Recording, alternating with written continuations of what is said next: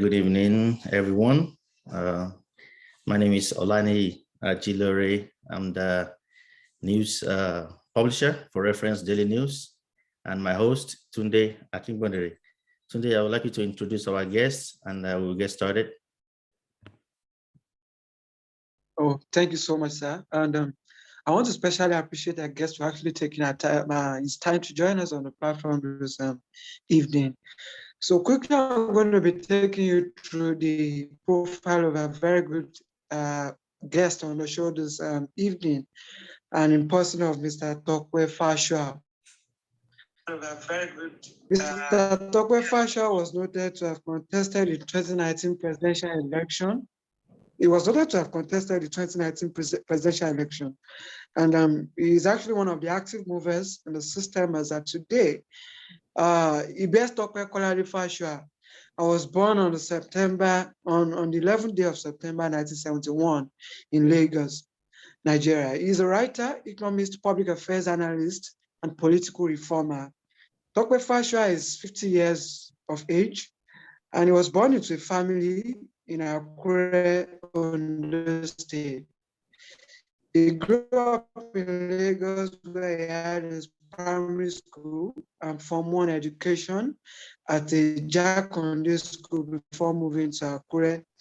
He attended Army Comprehensive High School in Akure, Ondo State, where he obtained a senior school certificate in 1987 to study economics at the Ondo State University in 1991.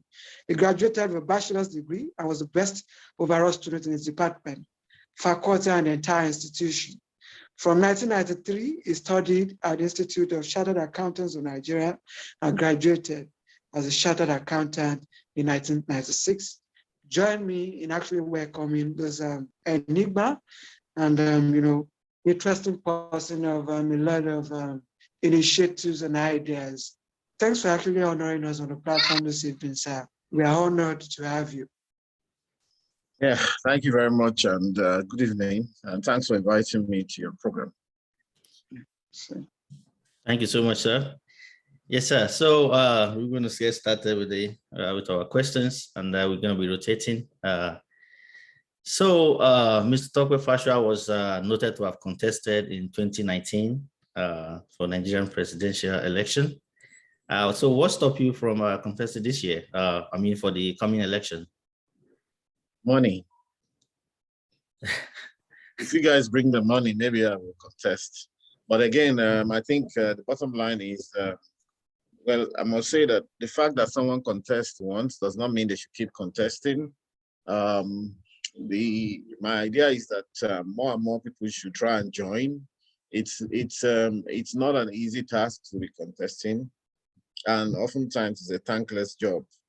However, I noticed that Nigerians, especially the younger people, many of them don't want to even push themselves, and they expect that other people will do that for them, which is wrong. So I ran because I wanted to show that anybody can run if you have a little bit of wherewithal, and if you were constitutionally qualified to, you should be running, especially if you have a sense of urgency.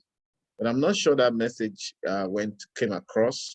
And oftentimes, unfortunately, you see a scenario where those who ran, who tried, also get blamed. And people say, why don't you start a counselor in your ward and all of that stuff, So sometimes people get tired, those who run also get tired and say, well, is this thing really worth it? Of course, people said again that time, oh, you guys should come together and give us only one person to run. All of you, Ajilore, Fela, Tope, this and that, you guys should come together.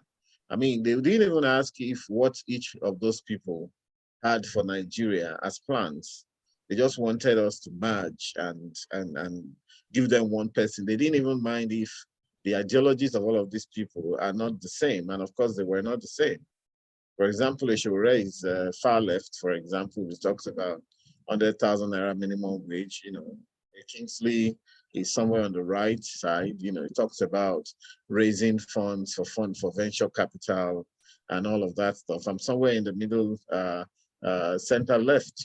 I believe that government should be more responsible, that our government there's space for more responsibility in government. So if they don't care about all of that, it gets a bit tiring. So I don't have to keep hitting my head against the wall. I decided to change strategy this time. Of course, I wasn't born a politician. I'm just a Nigerian who is trying, rather than just criticize and be on social media complaining. I thought that it was better to try one's best and see how it goes. I do understand where you're coming from. Personally, I do believe that, we as a nation in Nigeria, we really don't have, I would say, role model. We do not have a template as a country. We probably all the template we're using is probably borrowed from Western world or some other people. So, and that has a role to play when the youth really saying somebody should. So it's like everybody looking for somebody to take the battle. So that aside, your party, Abundant Nigerian Renewal Party, having conformed with all the requirements, but by the INEC, they were still deregistered alongside the other party. And as I read somewhere in the news that the party sued INEC. So what was the outcome of that ruling? And so what happened? Yes, impunity reigns in Nigeria, and unfortunately, that impunity I think is the there. network is bad around that place. All right, can you hear me, Nii? I can hear you. Yes, sir. I can hear you. Yeah. So maybe it's Tunde's network that's bad. Mine should be okay. So essentially, are you there? Impunity reigns in Nigeria, and that impunity is also in the electoral process. And so we oughtn't to have been deregistered. There's no basis, because even if you look at the constitution that they relied upon, they have taken the action that they took prematurely.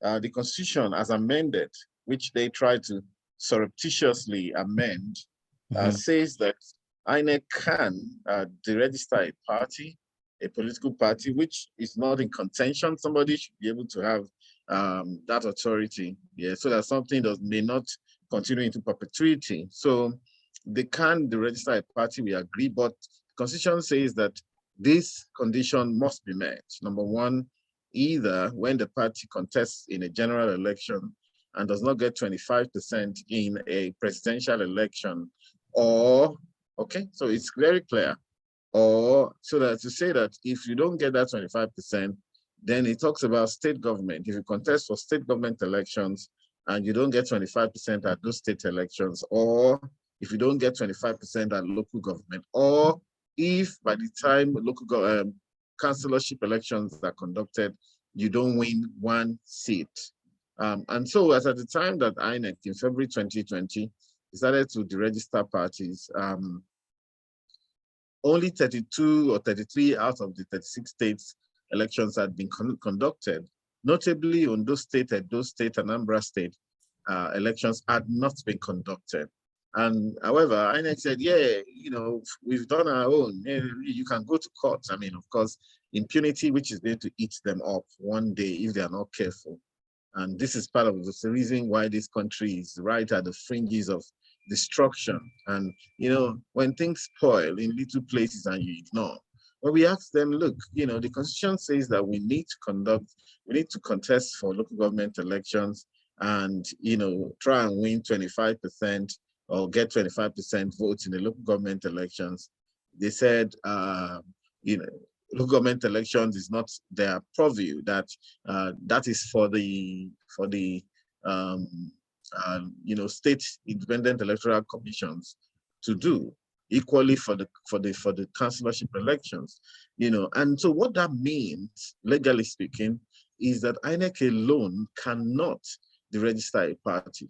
If they say they are not in charge of state elections or local government elections and councillorship elections, it means that body which is in charge of that group of elections must also have a say in the matter. As a matter of fact, after they are registered, we still got letters from many state electoral commissions to submit our candidates because they wanted to go for the local government elections and the councillorship elections, the wards and all of that.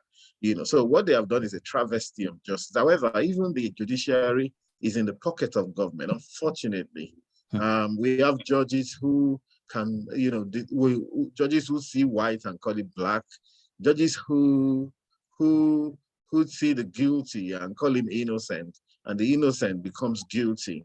Those who should be in jail are walking the streets. Those who are in jail are mostly innocent people. So that is the scenario. And so they told us to go to court because they also insinuated that the courts are useless. And so we went to court.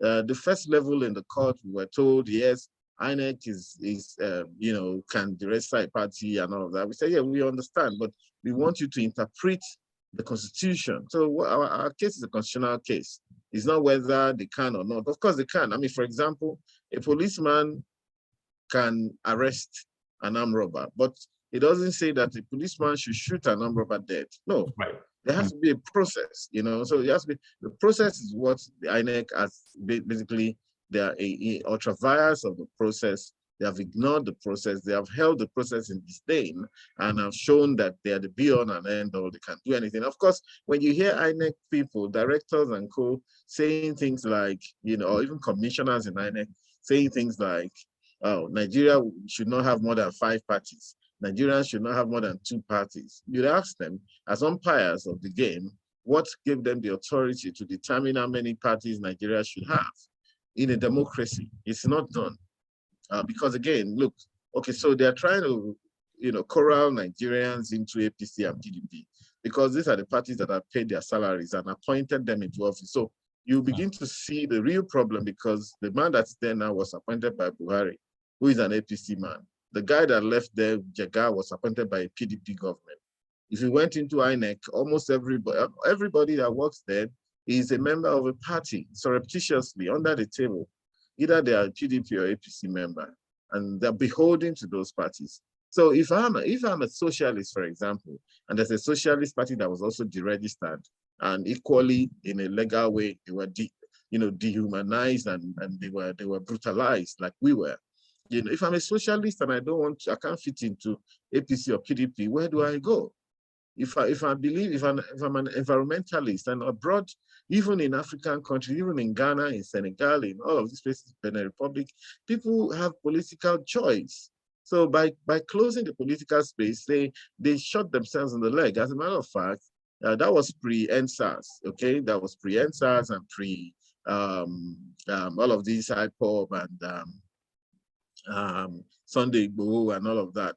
Because they forgot that what we represent was that we anchored the anger of a lot of the youths. A lot of the youths found expression, political expression, and in finding political expression with small parties like ours, these youth felt like they were part of the solution, or they could potentially be part of the solution to the problems of their country. So it was very easy for them to contest for anything. It was easy for many youths to be part of the party administration, to be state chairman, local government chairman of the party, secretary of the party, treasurer of the party at different levels. So they felt like they were part of the solution. By the time these people foolishly, and of course, there's the hand of the ruling government in it, including even the so-called big opposition, APC and PDP, decided to come together and oppress the small parties. Well, what they didn't know was that they were unleashing that anger onto the Nigerian populace. They didn't know that those people who were party administrators for those small parties were helping them in managing the country. They didn't know that those people were helping them in administering the space. They didn't know that those people were helping them in their own little spaces to calm down the populace. And of course, what have they done?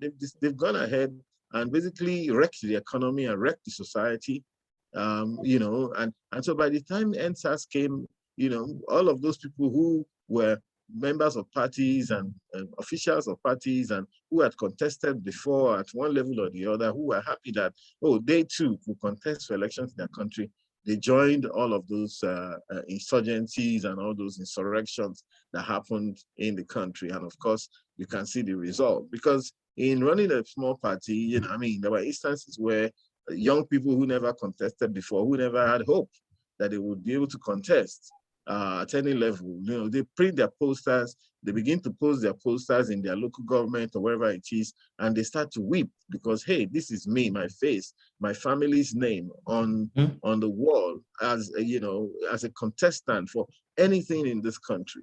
Now we have gone back to that class system whereby it's only some type of people that can contest. The rest are treated as vermin, as you know, people whose family could never attain anything. So it's good luck to them, but I wish they have sense someday. It's very sad indeed, and you know, so that this means they won pretty much, you know, with their ideology of trying to have, like, you know, less political party participating in electoral processes. So really, yes, they did. Well, Tunde, do you have any follow-up? Thank you, sir. I want to actually enjoy and at the same time confess my kind of solidarity with some of the thoughts that had been shared by a very good guest on the program this evening. But I have a question because while our guest was actually talking about one of the reasons why he did not participate in the election or contest the 2023 election was the fact that, okay, he did not have enough money. But apart from that, can it be said that one of the reasons why you chose not to actually participate in 2023 election was your love and affection for Asiwaju Bola Ahmed Tinubu? Because it has been insinuated, apart from the fact that we've always been seeing most of your contributions online, on newspapers and all that, you know, advocating at the same time supporting the candidacy of Asiwaju Bola Ahmed Tinubu. Can it be said that it was his ambition that actually stopped you in the first place, sir? No, my affiliation with Asiwaju Bola Ahmed came afterwards, after I'd taken my decision. And so I'll probably let you into how I got to that point. So I already knew, in fact, from the moment the 2019 election was over, that I would not be running. And again, let me say this also. The typical process of running for election is a very, very arduous task. It's a very, very dangerous thing to do. In fact, the moment I was able to come back from my campaigns that time, I came back to my base in Abuja, and then the election took place. I mean, I was doing Thanksgiving that, oh, thank you, God, for allowing me to move around this country and come back with other people's children, my staff and all of that, who we were together, maybe 7, 8 of them, my very active staff, all of them guys. We moved around the country, and then we came back to base, and nobody had died, nobody had wounded. I was very thankful. And I knew that there were some places I went that I not want to go again, ever, or some timing that I would never try to do again, because it was just a bit crazy. And when you're on such a trip, you know, you take crazy risks sometimes. For example, funny enough, the only accident we had, and we had an accident on the road, was between Ondo and Akure. Funny enough, and I felt that, wow, okay, maybe my people were there waiting for me. Anyway, I'm just kidding though. Anyhow, my people are good people. My dad is from Akure. I wasn't born in Akure, contrary to what you said. I was born in Lagos, but of course I'm from Akure. I love the town as well. But we were moving from Ondo to Akure, from Akure to Ondo to go and have a quick meeting, when all of a sudden some small car broke, just braked in front, and my driver like entered that car. Wrecked that car. We spent about 250,000 right on the spot. And to repair my car was another 1.5 million and all of that stuff. But there were places we went to. I remember coming out of Okeogun, your state. Okeogun is about 4 hours from Ibadan, 4.5 hours, 5 hours from Ibadan. You're still in Okeogun. You're not through. You're not at the border of your state. Going towards. We're not even. I think we got to Shaki. We didn't get to. Some of these places I remember now. I remember some of those places before you get to the border of Benin Republic. And in the morning, we tried to get out of that place very early in the morning because we wanted to go to some other places. And we were right in the clouds. I was hoping that at 6 o'clock it'll be daybreak. It was not. And anything could have happened. We were not even seeing the road. You know, anything could have, if not because I was working with very young boys who, you know, were crazier than me. And you know, I used to probably be that crazy way back. Then they totally trusted my decision. I remember going to what they call Talata Mafara, just a second. Talata Mafara in Zamfara State, where every day they kidnap people in those places. That is bandit territory.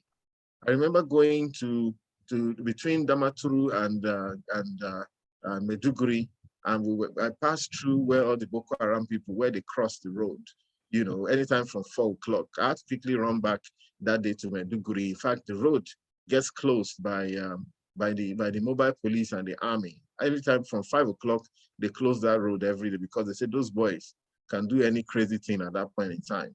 So all of that running around the country, you know, the road between Ibadan and Ogbomoso, crazy road, the kind of accidents that happen there every day.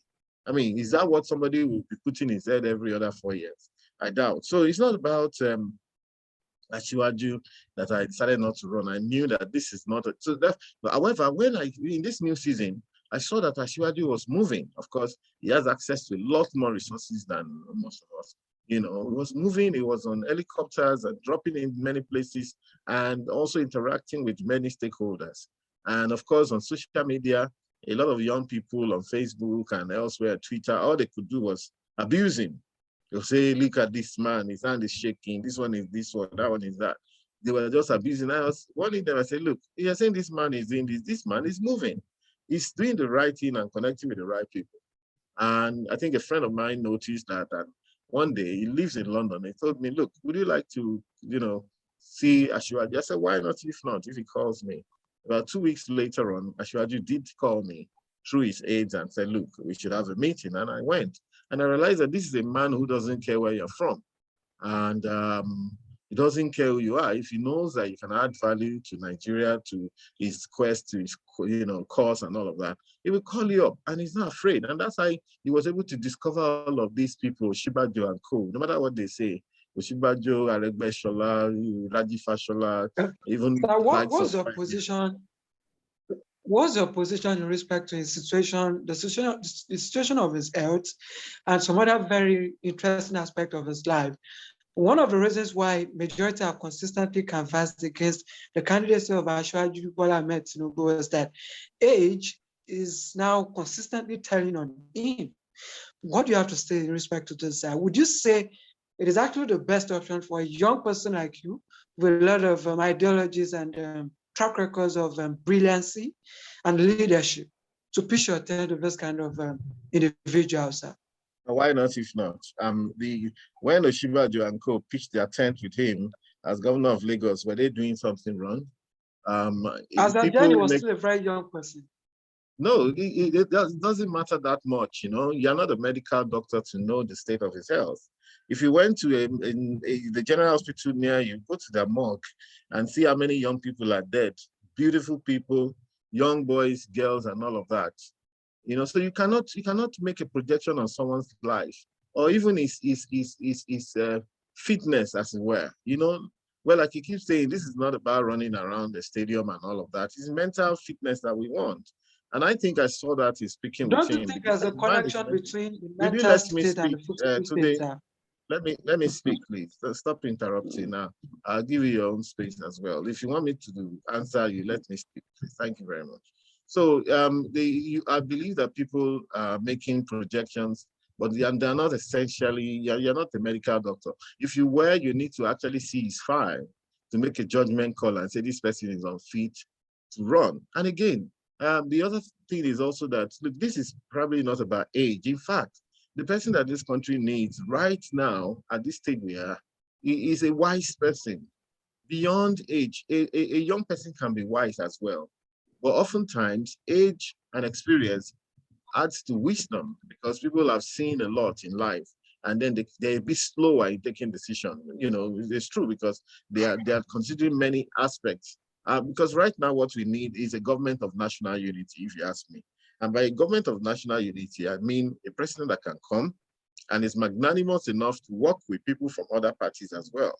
I mean, that's what Buhari ought to have done. I mean, if Buhari had won in 2015 and decided that, oh, wow, I can't do this alone, call all of these guys like Kingsley Moghalu, people like Peter Obi, who are very advanced people who have experience and all of that. And, in doing that alone, okay, he would be able to diffuse a lot of tension and show that he is actually the leader of the country and the father of all, because the president is the father of all. So you cannot tell, if everybody gets sick from time to time. Maybe people saw Tinubu when he was ill, but you can see since that time for a few months now that the man has been going from strength to strength, and you'll be shocked, So I don't have any problem with that. Apart from that, we've seen a lot of young people who have gone into government and messed up bigly. We have a lot of young people who have no ideas as well. My basis is just that, look, apart from the man has shown capacity, especially in Lagos. People say Lagos is this and that. I say, well, if other states in Nigeria were like Lagos, we would not be complaining. In terms of the commerce, the buzz in that place, the fact that as chaotic as it could be, they are still achieving quite a degree of order. And Lagos is changing. I left Lagos actively in 2001. But when I go back to Lagos today, I see a state that is really, really changing.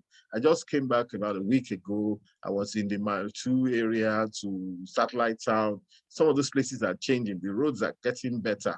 Okay, some of the internal roads are not that much, but those can be tackled. But how many other states are growing that much? When I left Lagos in 2001, Lekki was only in Lekki Phase 1. Now we're talking Lekki Phase 2, Oshakpa, London, this and that, down to Badore, just some places I've not even been to. But the other day, I took an Uber from VI to go to Dangote Refinery, and just to know Ibejuleki, let me even see what that place was like. That Uber cost me 21,000 naira, and because it was 100 kilometers from VI alone. All right, so Lagos has expanded, and I like the fact that he is a proper leader, and we need a proper leader. A proper leader is someone who will stand for his subordinates and say, look, talk to me. If my subordinate messes up, talk to me. Improper leaders are those who will throw their subordinates under the table. A proper leader gives people opportunity. If he knows today that there's one guy called Olaniyi somewhere who knows his job, he will say, look, call that guy for me. I want to talk to him. And our people say, if he was that kind of person who was brutalizing his followers, they wouldn't stay. The reason why some of them who are, basically growing wings and so on, can say all of that is because he didn't brutalize them. So they can stand up and say, hey, who is he, this and that. That is a leader, a proper leader. And someone who has worked towards today, he has been working towards it to say one day, and he played the chess game. When Buhari insisted he wanted to be president, he helped Buhari to get there. People can hang that around his neck. But he did. He said, listen, I'll give you my structure. 1, 2, Buhari found himself. Now, what did Buhari do? Buhari basically neglected him. In 2017, his wife had to go and beg Buhari at home in Lagos to say, sorry, I know that what we're doing is wrong. And that was the time she was complaining that the 2 people had captured the country. I think the 2 people, I think that must be Maman Daura and the other guy that died the other time. So you have to be a medical doctor. You have to have seen his file to be able to comment on his state of health. Everybody gets sick almost every year, at least once we get sick. It's a way of the system resetting itself. Thank you so much, Dad. Thanks for that wonderful contribution. And I want to actually hype the fact that what we currently experience in Nigeria is the kind of system that has consistently supported and nurtured the idea of gerontocracy. One of the issues we had with the previous administration, or the incumbent administration, let me just put it that way, was the fact that the president was consistently traveling out of the country and some of his responsibilities legally, as pronounced by the constitution of the country. Nigerians are just this kind of passionate persons for a young person, or even if not young, but an energetic person who has what it takes to actually, portray most of the initiatives a leader should portray. And Ashwaju must stand as someone who's, and, has consistently shaped. We don't even need much talk to, stress this in the first place. Yeah. So, but this question, I think that's enough to actually clarify that aspect of things. I have another question, and that's going to be the last question for this end before I go back to my very good host, who is going to continue while I take it back from him. This question is actually in respect to the submission of the nomination form of Asiwaju Bola Ahmed Tinubu. Tinubu's nomination form was signed by about 420 registered members, and 370 of the 420 are statutory delegates, while 12 of them are sitting governors. What do you think is the effect of this on the eventual result of the primaries, sir? Well, okay, whereas I'm open to answering any question, but I prefer to stay on issues. I'm not a member of APC. Tinubu has not asked me to be a member of APC, yet. And that tells you something, that this is someone who is ready to work with people, no matter where you're from. And you mentioned something about his hand shaking. Like I said, I want you to notice that of recent is actually stronger and fitter, and that's left to anybody to interpret. In terms of traveling abroad, that is Buhari's can to carry. Even if now, if from Abchuaju's track record, even if he had to travel abroad, that's the kind of person who understands delegation properly. And there's so much work in this country to be done. If a leader even needs to go and travel abroad, but is a leader, is a real leader, the work could be going. The work could be going on. And for example, Buhari came in and for 6-7 months, he did not appoint ministers. Maybe, I don't know what happened to him anyway. Maybe something happened to him because the switch was rather shocking. And when he was asked about ministers, he said, they are noisemakers, that it is palm sex that do the work. I mean, we never expected that. So some very terrible decisions. And we also saw selfishness on the part of Buhari. And whereas it said that time that banks should not give money to people who want to treat themselves abroad, they should go and get their money in the black market because there was no money and all of that, he was using Nigeria's money to treat himself abroad, and he did not account to anybody. He said that people should withdraw their children from abroad if they have children studying abroad because Nigeria has no money, and if they wanted to get money, they should go to the black market. That was the first time that the dollar went to 522 on the streets. And however, he was sponsoring his own children abroad. Someone on Al Jazeera asked him that question that said, "But sir, you have your own children abroad." And he said, "Well, some of us can afford it." I mean, what kind of impunity and wickedness is that, So, but I think that Asiwaju is made of a different stuff. In terms of 420 people and 12 governors and all of that, well, I'm not a member of APC. I wish them luck. I don't know what they're going to do.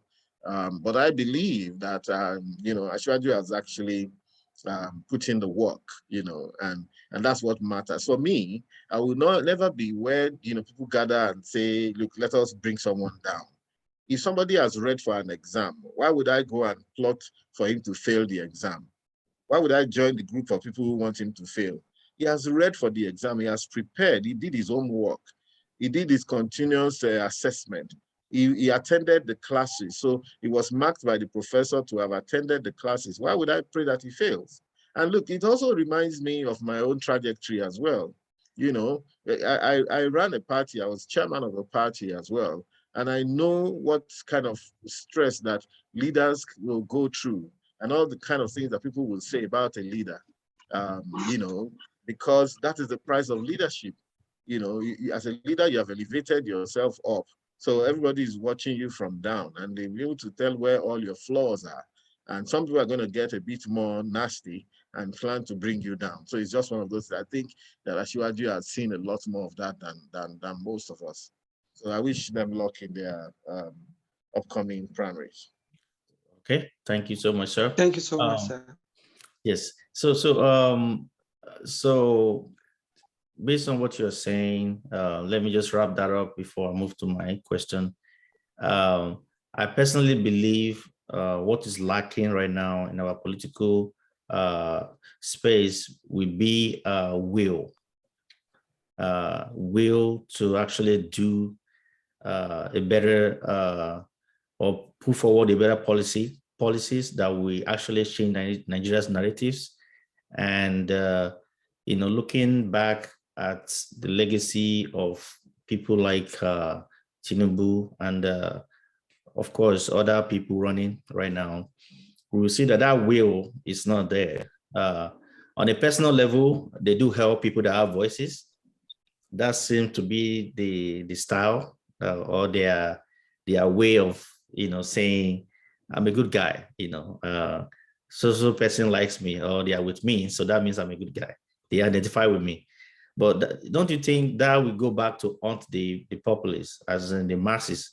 Because, for example, of course, Lagos, as you said, you kind of commend Lagos, but Lagos is not all of that. We can tell that it's one of the craziest city in Africa in terms of poverty and a lot of other things. So where do you place it now? Is it the experience or the will? Do you think he has both?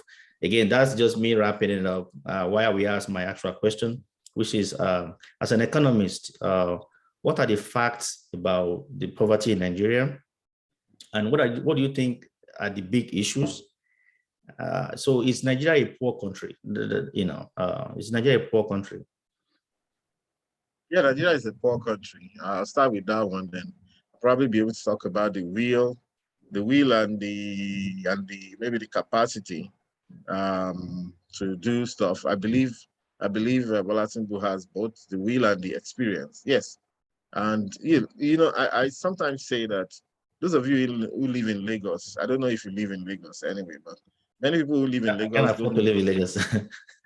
They don't understand the value of Lagos. You see, but a few people do. For example, I heard that in the award they had yesterday, AVMCA, or whatever it is they call it, that guy, Sabinos, who got the award, yes, also said a Nibaje or something of that sort. One Igbo guy did a short clip the other day when he said that, look, Eko must not spoil, because if he was still in Aba, where he's from, today he will be perhaps a traditional medicine seller or something of that sort. Well, everybody is in Lagos. Go to Lekki there and see what guys are doing in Lagos. And Eco Atlantic is coming up as well. American Embassy has decided to go there. Lagos can explode, positively. It's a place where most Nigerians believe that if they go to, they'll get some. And let me also say this. Lagos is the easiest place for somebody to find a job today in Nigeria. Anybody that goes to Lagos, if you have the right qualification and you send stuff. Sorry to interject. Yeah. Who's creating that job? You mean the one people created or the one government created? Both. In fact, both. And I'll tell you what, because I'm at the vanguard of saying something, of pushing an idea, that the idea that government cannot create jobs is wrong. I'm an economist, and I've been seeing a lot of that. I think some sort of laziness, mental laziness on the part of many people who lead Nigeria. They've gone to buy the liberal economics idea that, jobs created by government are an aberration, that we shouldn't expect government to create jobs. That is very wrong. I can tell you from where I sit now that in most of Europe, in United Kingdom, 17% of workers who work in the UK, they work for government. The largest employer is the National Health Service, NHS, in London. That's right. In America,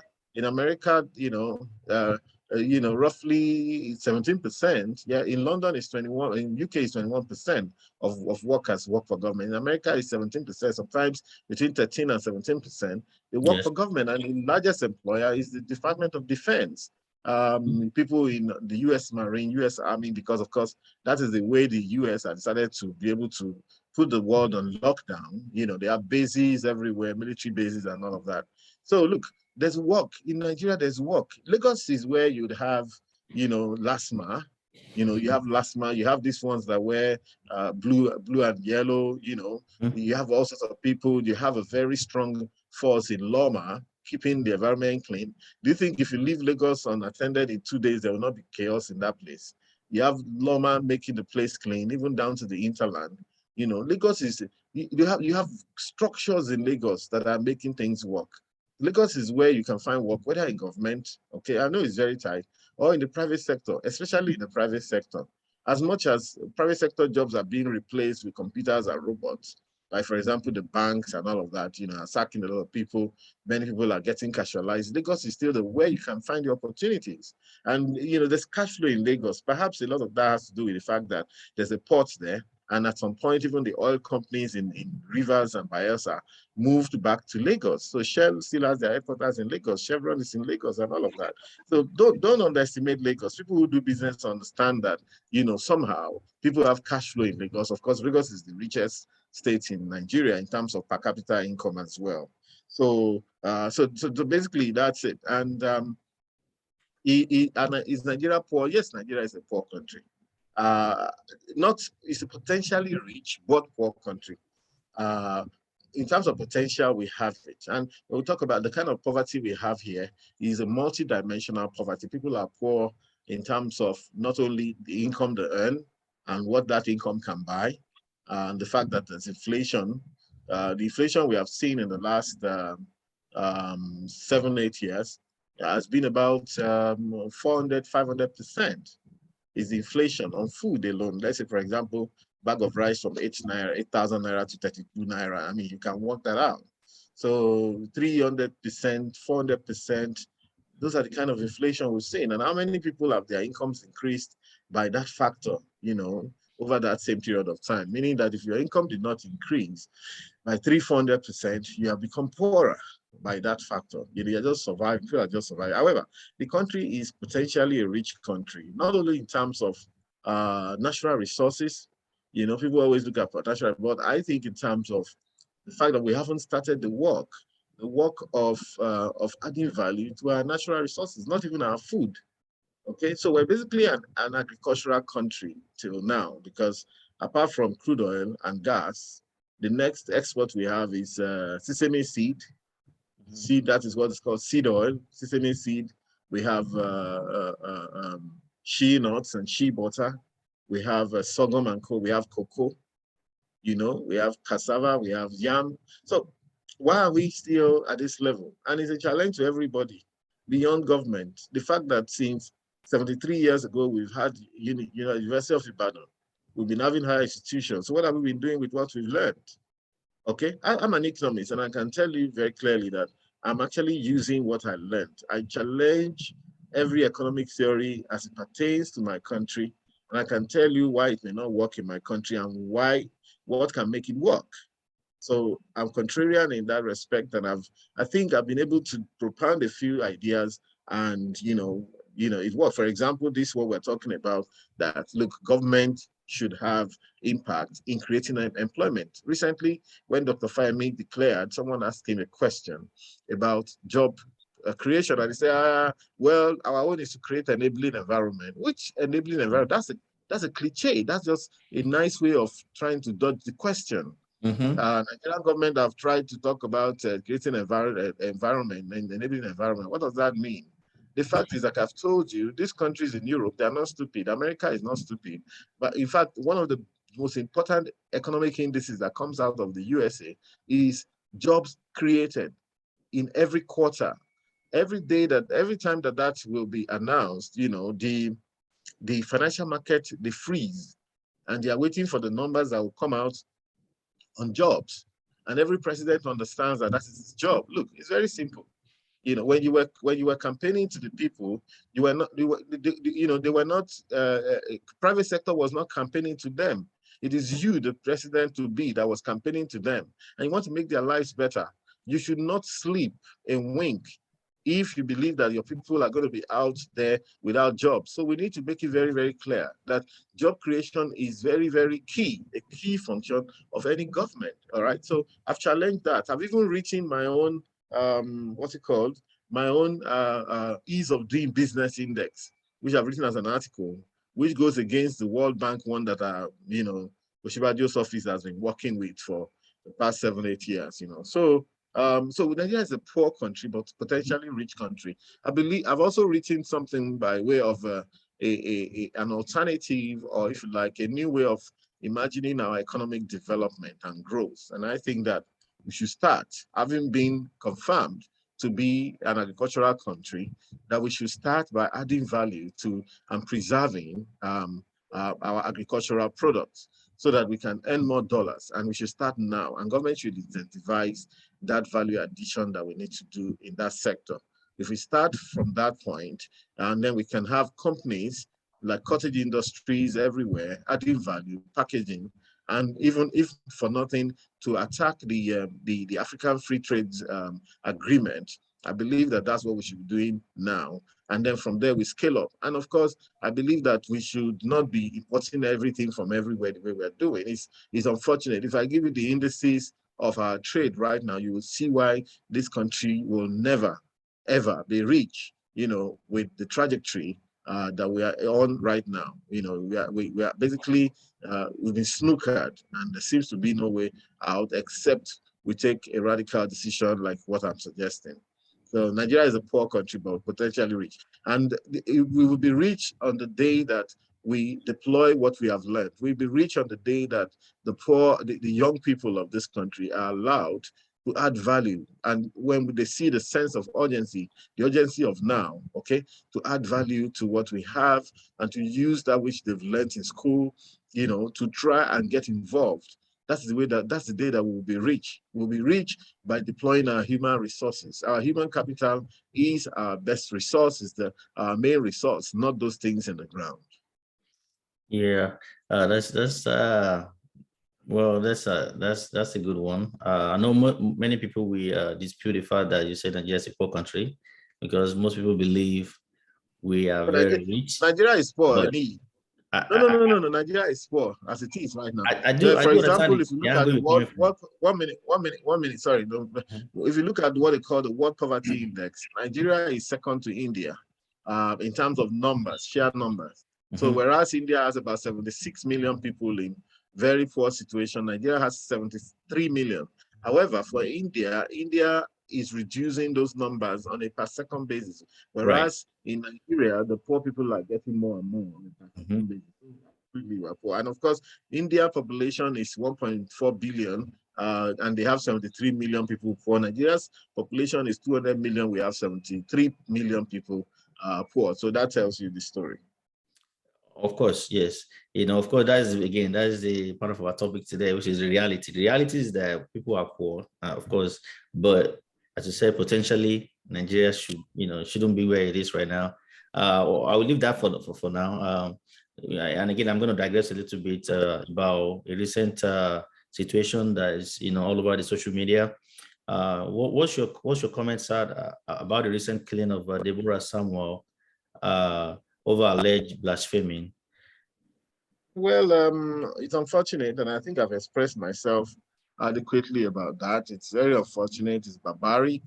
What we have also seen is, well, religion being what it is, people read the same book and have different interpretations. Some of our Muslim brothers have condemned it and said, no, this is not Islamic. But some have also offered support to say that is what the book says, that anybody that blasphemes should be killed. However, I think that in this instance, and of course with the power of social media, which makes information go very viral, though it's a double-edged thing.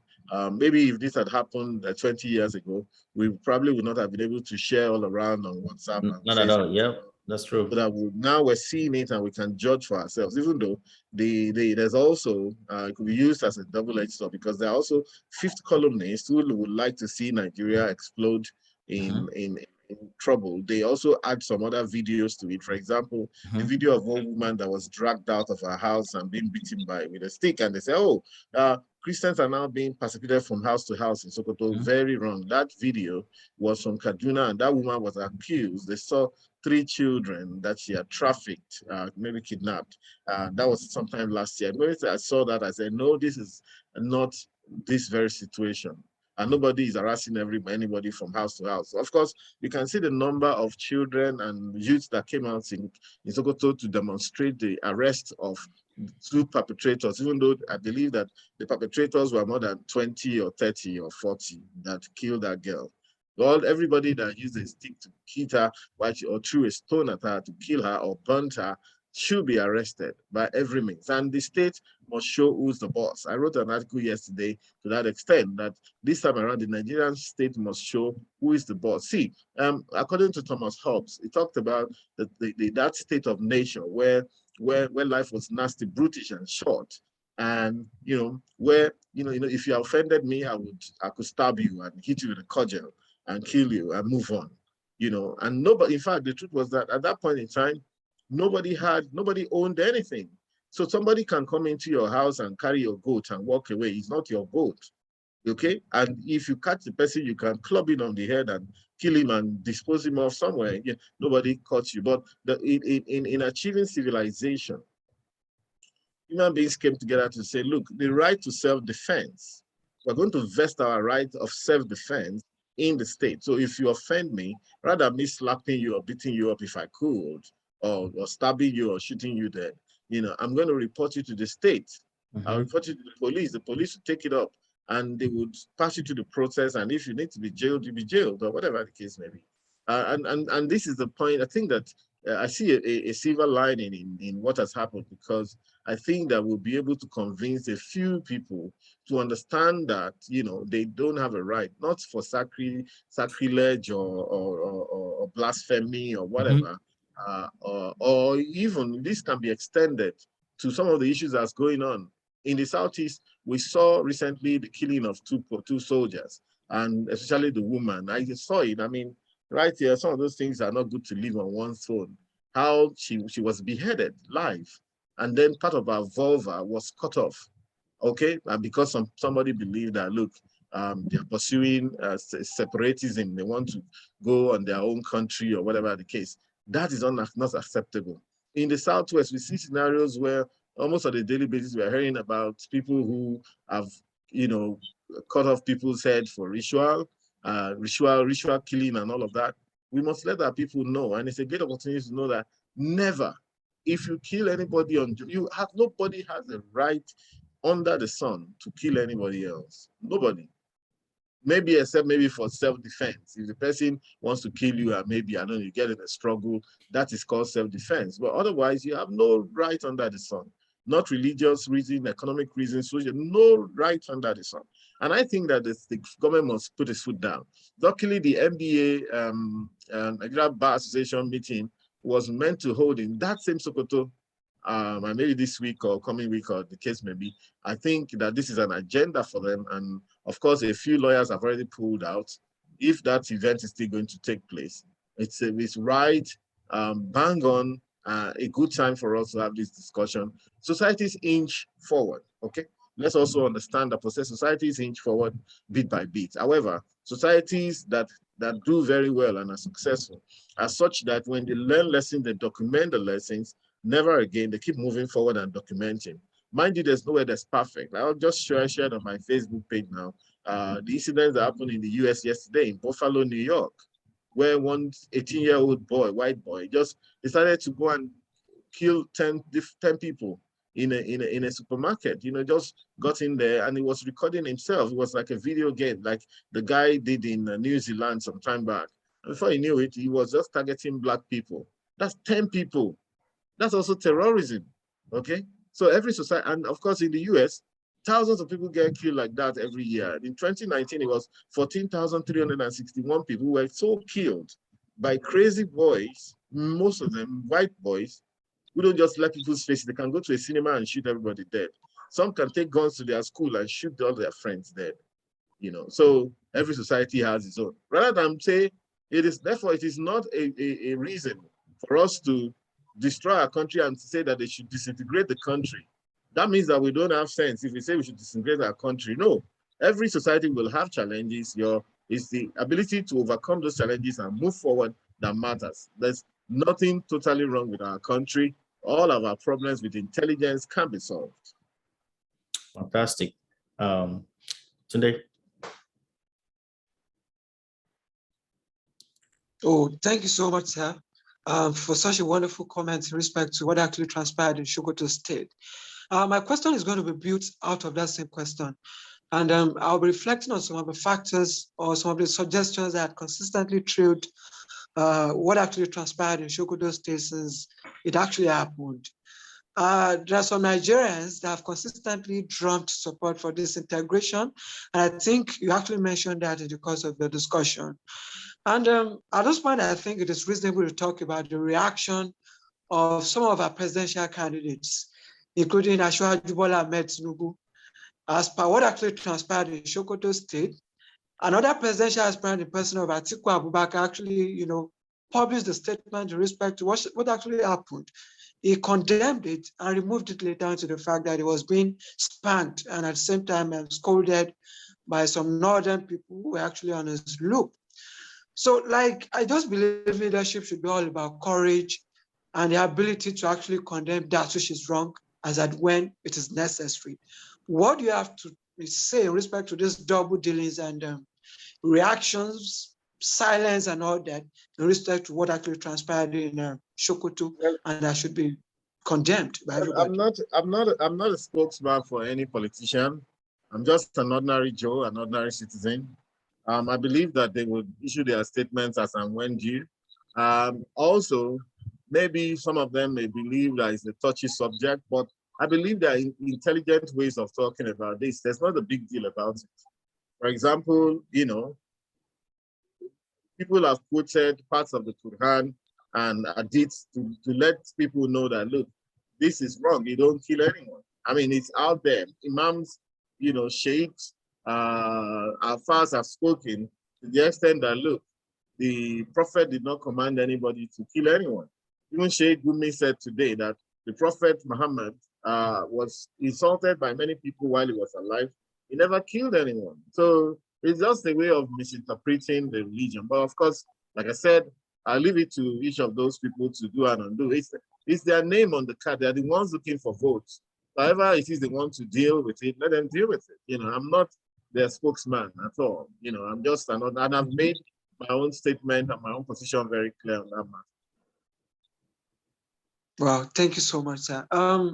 I have a question as well, and it is actually in respect to the situation of the country currently. A lot of people have the conviction that the election will not be holding in 2023 owing to some of the issues and the battles the country is currently facing. So, but do you think the Nigerian country would improve in time? Or what do you think we can actually do to salvage this country from most of the issues that have been battling with over time? Talking about terrorism, talking about banditry and most of those issues. Apart from the fact that the economy is not doing well, we have a lot of failures in terms of government who want to come back and at the same time become the president of the country. A lot of things are consistently going wrong with the system. How do you think we can successfully refine this country and make it the Eldorado of our dreams, sir? How do I think you can make the country into what? How do you think we can successfully refine, redefine, and at the same time make it the Eldorado of our dream? Well, want to make it an Eldorado is everybody's work, all hands on deck. And I think that we need to start thinking differently, including the youth. I think that to a large extent, the young people of this country have wondered, they've taken an antagonistic position to their own country. Many people believe that, the point is just to japa out of the country. Everywhere else is better than Nigeria. And of course, you can see what happened in America that I just shared, the fact that, you can be anywhere and get killed by some crazy lunatic and so on. So I know people who have emigrated to the US and been shot. So, but if you look at it, Mama never said every day was going to be easy. And all of these countries abroad, which are the Eldorados, as you mentioned, they've also only built their country brick by brick, stone by stone. They built their country with sweat, tears, and blood. Okay, that's why sometimes they get very nasty with our people when we travel abroad. Because you don't go there and start, and some of our people will travel abroad and start misbehaving and behaving as if, yeah, they have a right, this or that. No. And some of them who are racist will come and tell you, my friend, this is our country. We built this country from scratch. We suffered to build it, whether by using their brain or their brawn or whatever, and so you have no right. If you feel so bad, go back to your country and build your country. So that's the way they think. So in order to turn this country into El Dorado, it's about thinking. Of course, leadership helps. But mind you, we're all leaders at our own level as well. Young people are also leaders. I mean, listen, in the time that I was growing up, we didn't have opportunity of social media. Today, we have 6 years old, 5 years old children who have 10, 20 million followers on Instagram and elsewhere. And if you have followers, what does that mean? That means you're a leader. Because a leader is somebody with at least one follower. In my time, I didn't have any follower growing up. Even getting through university, I didn't have any follower. Okay, if I have followers today, maybe because I've gone to politics and I'm on social media. And so I can say, okay, I have followers. If you have followers, you must be mindful. Where are you leading them to? Where are they following you to? So we want better leadership for sure. Leadership that can command respect, leadership that's a visionary, leadership that can deploy resources and get people to do the work, leadership that can stay on the subject and monitor and evaluate situations and policies. We want that kind of leadership. But again, this country is not going to make progress when half of the youth are against the country. And the same people are also, sometimes they're the ones damaging the reputation of the country. Reputation is almost everything. The Nigerian youth are losing so much today, not only the youth, even businesses, as a result of a damaged reputation. Because the same Nigerians are the ones doing Yahoo, and therefore not being trusted anywhere. You can get the dollars today, but the day you really need to grow a genuine business, you are not able to. There's a girl on social media that I saw in Dubai saying that, hey, she's here. People should come and sleep with her. And of course, when young people go and try to get the Dubai visa these days, they reject them in Dubai, which used to be very easy and had given our people a lot of exposure for having a place to travel to, because it used to be that in those days, to get a visa to London or to US, you will suffer. You will sell everything you have. You will go and beg. You will pray. There were even churches. People start churches around those embassies so that you will pray before you go in there. They collect tithes and offering from you. And look at us. Nigerians would go abroad and go and plan armed robbery, to go and rob bureau de change in Dubai, in Ajman, in all those places. Have we not? And Nigerians would carry drugs all over the place. Young Nigerians. So how do you get to El Dorado? Yeah? You have to use your hand to build your own El Dorado. But in terms of, yes, hopefully leadership does work. But let me also say this, that my own personal principle is I'm not going to wait for a leader. I mean, we waited for Buhari, see where he has landed us. But I don't have to wait for a leader. I'm a leader myself. So I'll do all the right things on a daily basis and motivate people. You know, whoever is looking up to me, whoever believes that I have anything tangible to say, I will, okay? I will motivate people. I'll continue to lead aright in my own sphere on a daily basis. That is what I've chosen to do. And I think that until we do that, for example, look at our security problem. Two things. I mentioned the fact that government must create jobs. And I say again that there are jobs in this country. The only thing is that our governments consistently for a while now, they have not been ready to make the sacrifices to create those jobs, because it's going to cost a lot of money to create those jobs. But that the opportunities are there is not in question.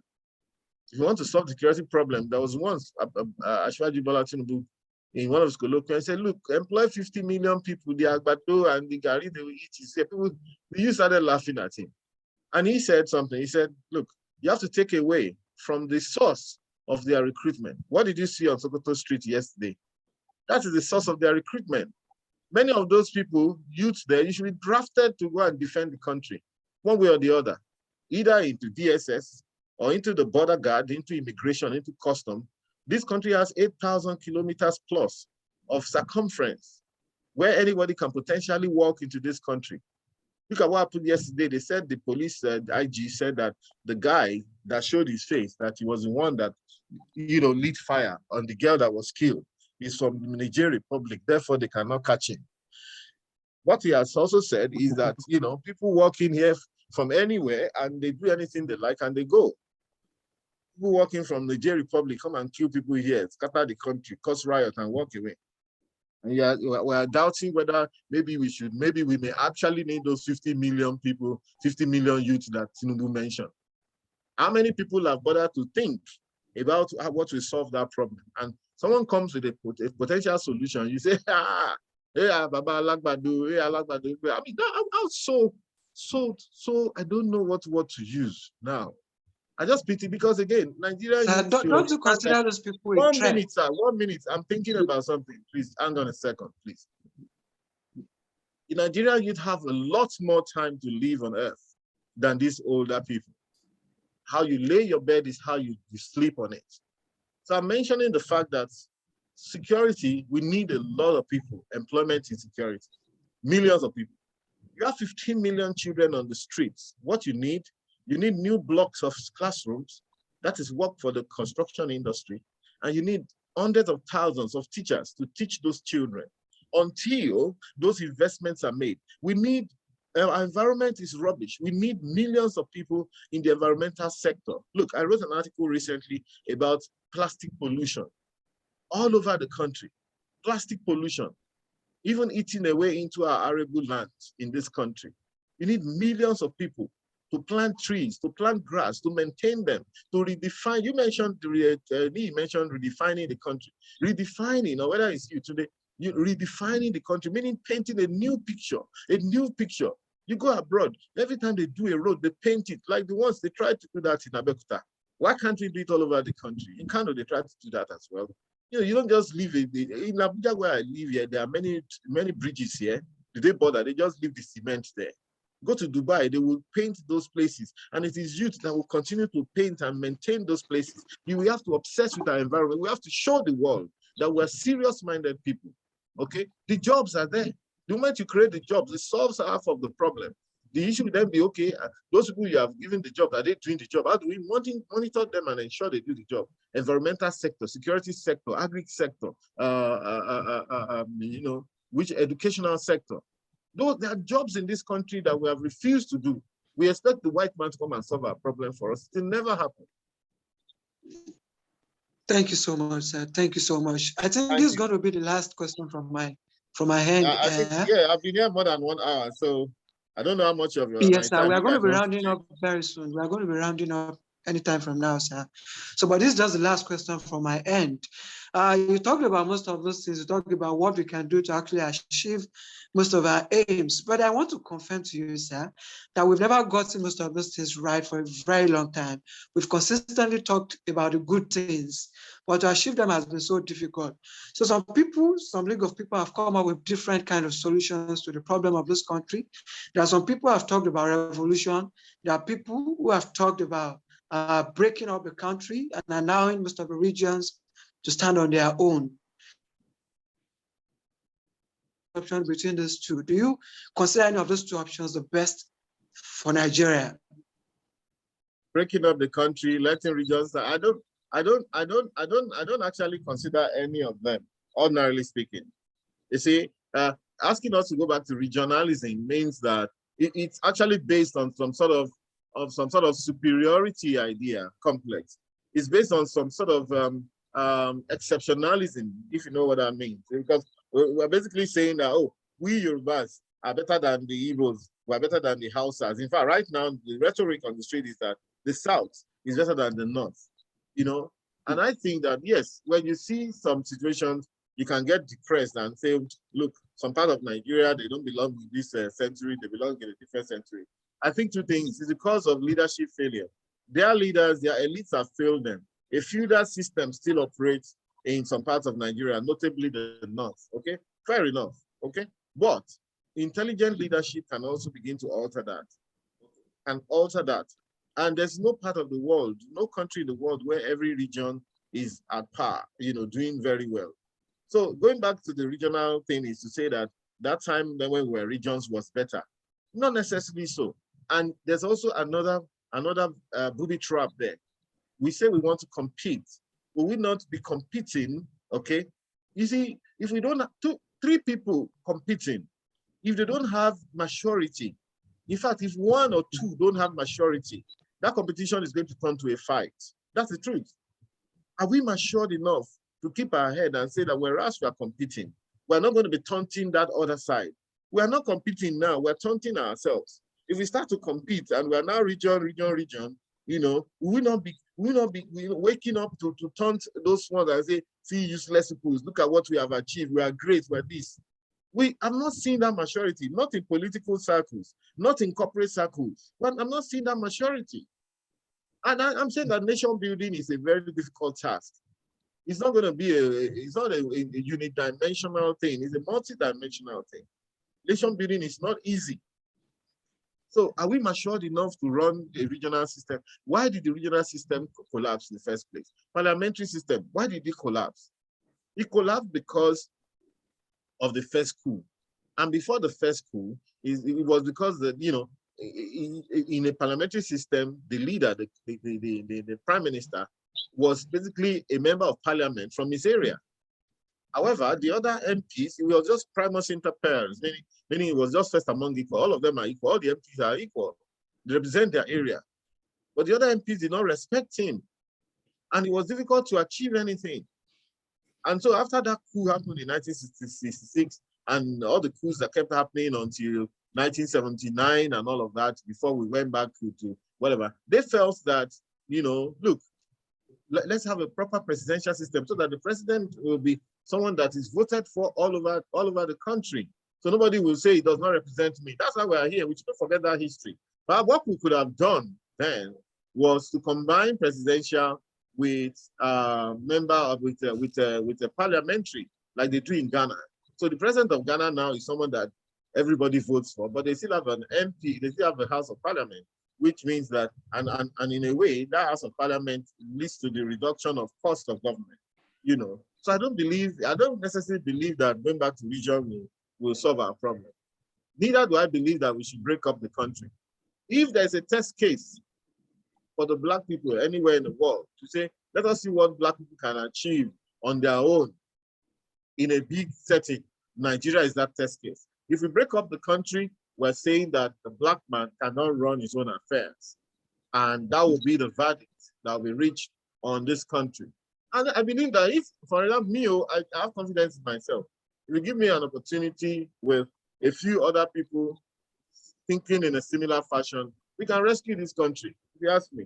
It's about intelligence. And of course, it takes a bit of decisiveness as well, because there are people home and abroad, there are people local to Nigeria and foreign who would like to send the country in a different direction and destabilize the country at every point in time, because they are merchants of chaos. Every time there's chaos, that's when they make their money. These are heartless people. And we are taking all of our decisions and all of these knee-jerk statements, without the benefit of history. We need to understand history as well. And especially the youth, they must understand history in order to move this country forward. Thank you so much. Let me, we're going to round up here. I know the time has been well spent, and I'm going to say sorry for keeping it this long. It's because we are enjoying your engagement, sir. I want to go to your comment about the youth. You said something about comparing the youth in Nigeria to the youth in America and things like that. So I believe many will disagree with you, because I've been able to associate with some Americans, and I know how much they hate injustice. It doesn't matter if it's human, animal, environment, they will not let you go free. So, when the youth are agitating for their rights or speaking the truth, because obviously they are not lying about all the things they say, so on social media or even when they meet people about the country. Let's leave that aside. So to take it away, my last question is, what is reality in 2023? Where do you see Nigeria in 2023? And I'm sure the mathematics is being prepared right now. So things are being cooked, how Nigeria will be in the next 4 to 8 years. So based on whoever get the button. So, what's reality, sir? Well, I can't tell. I'm not God. I don't know what will happen in 2023. We can only hope that Nigeria will take a better decision. It doesn't have to be the perfect decision. Again, we have to work with the people we have, the people we know. Okay? Yes. However, Nigerians should make an informed decision. I'll always remember that the originators of democracy, the concept of democracy, people like Socrates, Plato, they actually did not like the concept of democracy. They did not like, you can't believe it, but they didn't like democracy. they felt that democracy was a joke, because if you run it in a country of poor people, they can't understand it and they will mess it up. Okay, that's what Socrates and Plato said in their time. All right. So, but at the end of the day, because the decision, taking a decision to say this person is the best leader for us, it's a very complicated decision. It's for people who are very much educated and all of that, who can take a right decision and say so on balance. And again, whatever the case may be, you will have to work with the people who you see, people who throw themselves up for leadership position. So we hope that that is what will happen, that we'll take the best decision. I've seen a few things and I've objected to it. For example, there's one of the aspirants, who believes that, that the Naira should be further devalued. And I've argued from an economic perspective. I say, no, I totally disagree with that. The devaluation we have had so far has put this country into so much trouble. In fact, it looks like every time we devalue the currency, we also devalue the human beings. Because eventually what we're saying is that those people who can afford milk, who can afford small meat, should no longer be able to afford them, because the more you devalue, the more the prices of these things go up by way of inflation and everything else, apart from the ones that we have to buy as imports and so on. Right. So certainly that's where I look at it. But you mentioned something about youth, and you said you disagree. What was that about youth? You said something about the youth talking ill about the country. They're now yes, you should not talk down the country. But you should certainly not. Look, we're not at the same level as America. I know you mentioned something that you have friends in America who are whatever. We are not at the same level. Oh, let me tell you, there's a saying that somebody said, somebody called Samuel Jackson, who was a member of parliament in the UK. He said, patriotism is the last refuge of a scoundrel. And why did he say that? Is it bad to be patriotic? No, it's not. But he said that at the point where the Americans were destroying anything British. If you remember what is called the Tea Party, where a whole shipload of tea coming from India to be emptied on America was was sunk. They sank the ship and threw all the sea inside the water and said, no, you cannot be dumping things on us. People like George Hamilton, Alexander Hamilton, brother, that guy was the first minister of finance for independent America.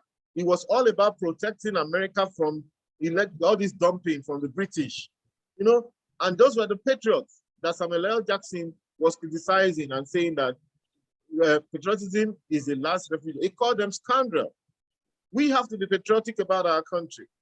Yeah, look, a lot of people who are complaining, including some people who say they're activists, some of them are worse than some of the people who are there right now. But I believe that a wise can give them things to do. This country is full of work to do. If all of us were busy and we could ensure that the few people who are trying to steal from this country could be dealt with decisively by a proper leader, this country should be soaring. But we need patriots. I would never agree with anybody who comes and runs down the country. Never. Whether you are youth or you are old or I don't care where you're from. I would never agree, because those guys, there's a value to patriotism and nationalism. There's a lot of value to it anywhere in the world. Economists are nationalistic. People like Maynard Keynes, they wrote for their nation. They wrote in favor of what works for them. I'm talking to you about Alexander Hamilton.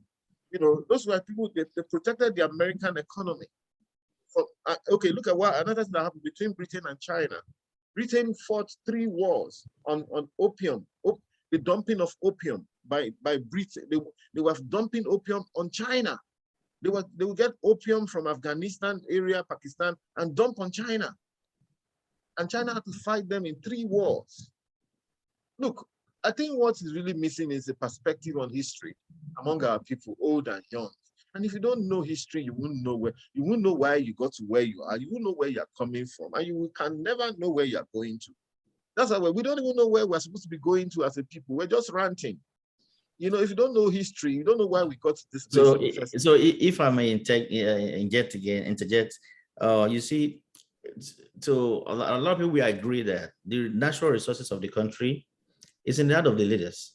So you seem not to really care about the leadership like that. You more of, let people, because I believe people's job or what people do daily is to go to their work, to their job places. They are not part of the people that are making policies. And policies have a long way to go with how of course, the country is shaped or the nation is being shaped. That is lacking because the people we have, including the people that are still running right now, they are visionless. They do not have no agenda that will favor the masses. So if they are protesting or if they are agitating or saying the truth about the reality, I don't think there's anything wrong with that. As long as they're not lying or they're not exaggerating the issue. What should worry you is how come all the leaders of Nigeria are useless, right? And you guys will always say all of them are useless. If you, I don't know whether you studied some bits of statistics. If you have a population of balls in a bag and or apples or oranges in a bag, and you're pulling out of that apple, that bag, one by one, and each orange is bad and rotten and rotten. By the time you pull out of an orange of 500, by the time you pull 50 and they're all rotten, you can dismiss that the entire bag is rotten. So if we say that all of our leaders are bad, we need to be very, perceptive. If we say all of them are bad, that means that all of us are bad. That's the truth. It's the system. That's the truth. It's the system. What is it? People make system. People make up system, and it's the leader, the people that have voices, people in leadership. I think what I'm trying to let you know is that sometimes we go on with that rhetoric, such that even if somebody that's trying to be good comes along, we already dismiss him, and it's very discouraging to the few who are trying to do right, because it's not possible for all leaders to be bad. Well, if all leaders are bad, that means that we probably need to go back. We have to probably go back to our own DNA to find out if there's something wrong with our DNA that we cannot do anything right. It's the leadership selection. To me, I think it's the leadership selection. Well, it's true. It's partly due to the leadership selection, but to a large extent, don't we have youth in some of those places? Don't we have youth? Who put them in power? That's another thing. The governor of Kogi State was 41 when he got there. In this fourth report, whatever they call it, 1999, we had many governors that were 34. People like Donald Duke was 34. Imagine at 34, and quite a number of them were like that, even in the north of this country. Very young people. What has happened to that? I'm just saying that, look, give yourself a chance. Just dismissing everybody with a wave of hand and say all of them are useless. Come, it doesn't show that the youths are thinking deeply. You have to give yourself a chance. I'm not saying all Nigerians, but I'm saying the leadership we've had so far are recycled and they are all. How do you change that? How do you change that? To get somebody that is out of this. Okay, let me tell you what may happen. So you have to learn how to make omelets. I mean, how to make lemonade from your lemon. Okay, so what you should probably do is to see how a leader will come from the same selection process. Okay, who will do slightly better and who you can encourage in a certain direction. It's a chess game. Nobody's going to give you leadership on a platter of gold and come and beg you and say you are the best youth in the world and come and take it and run. Nobody will do that. It's not done anyway. And of course, the option is to run a revolution and run them out of town. But again, revolutions have been known to create their own oppressors. Okay, that is said about revolution, creates their own oppressors. When the time the revolution, I think we lost our guest there with the power. Let's see. Well, our time has been well spent, and we want to thank our viewer, and we're going to be wrapping it up, and hope you join us next week. Thank you, and God bless.